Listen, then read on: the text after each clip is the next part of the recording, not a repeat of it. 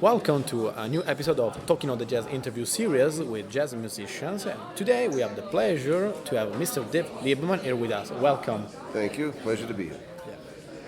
During your career, you played in lots and lots of records, and basically everyone in the jazz world. People like Miles Davis, Elvin Jones, Chick Corea, John McLaughlin, McCartney, etc. And today you are here in Milano with Roberto D'Arenzi, Mauro Battisti, and Tony Arco. You play with Roberto and Tony on two records, Yes. Dream of Night and Negative Space. Yes. Glad you know. Tell us about this project. Well, these are gentlemen I met some years ago, and as I do in a lot of countries, I have people I've played with over the years and made records with and do tours and concerts and so forth. So last night we were in Rome with Roberto and the different drummer, different bass player. Tonight, of course, with Tony and Mauro. And I like going around. I think it's part of my mission to go to different countries and bring my experience and then see what they're doing. And these guys are great. I love these guys. I mean, I know, of course, Roberto, since he's in his early 20s. Yes. When he started, our first record we did, he was 22 years old, 23 years old. So it's great to see his progress. And, of course, Tony is one of the greats. I mean, Tony's one of my favorite drummers. Yeah. We look forward to this evening. Oh, Yes. yes, can't wait. Now we are going to listen to another combo that you played in, and it's the trio composed by yourself with Steve Swallow and Adam Nussbaum. We three. We chose a tune from the album Amazing, which is called My Maya. We just listened to My Maya, played by Dave LIEBMAN, in trio with Steve Swallow and Adam Nussbaum. How did your collaboration with these two musicians start? Is this project still active or? It is active. We have a tour planned for next year. Hopefully we'll have some dates and be in Italy. Would be nice.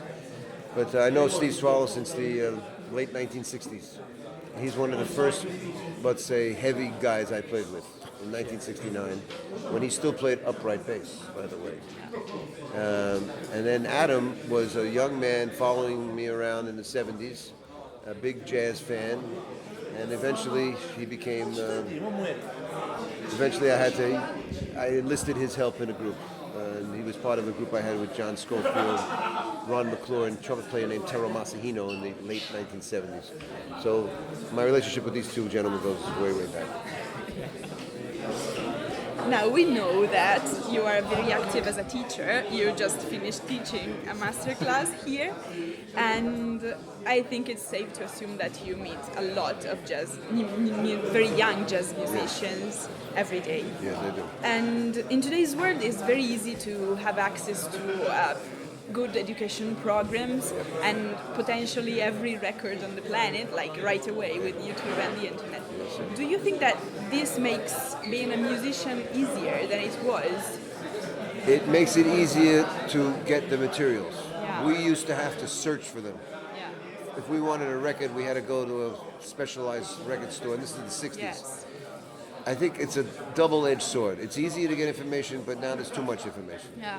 I mean, does a student really listen to one track over and over again and absorb it and sing it back and know it and it becomes part of their life, or do they listen for 2 minutes and then do another one of the 10,000 songs that's on their telephone? It's a good and bad, like everything. It's a good stage, and there's some negatives about it. But it definitely, if you're interested and you want to do well, you can find the material now. You almost don't need a teacher. I mean, of course you need a mentor, but you can get the information pretty easily now. What do you think is the issue young musicians struggle with the most nowadays? Opportunities to play. Yeah. This is the problem. Yeah. Yeah. And it's worldwide. And it's getting actually a little worse. I mean, in the sense that the money that used to be more available to support jazz, which needs support, it's an art form, it's not for everybody. That money is drying up. The interest is drying up. People have so much that they can hold in their hand. They have so many distractions. We are competing with everything. And we have more students than ever, but we have less opportunities for them to play. So it's kind of very strange in a way. Yeah. Musically, it's the best period it's ever been, I think, because of the mixture of everything. But in the real world terms, it's not the best time. Yeah. Talking about young musicians, of the many active artists on the scene today, which are the ones you find more interesting? Oh, I couldn't even begin. I mean, in New York, I don't live in New York right now, but I mean, I know so many people playing. There's so many great musicians, and the young ones are great. I mean, the level has raised unbelievably in the last 10 years because I think of what we just spoke about. And there are people trying, and also the mixtures of things, rap and electronic and old music and new music. I mean, it's really, it's fascinating what's going on, and it's a great stage for the music.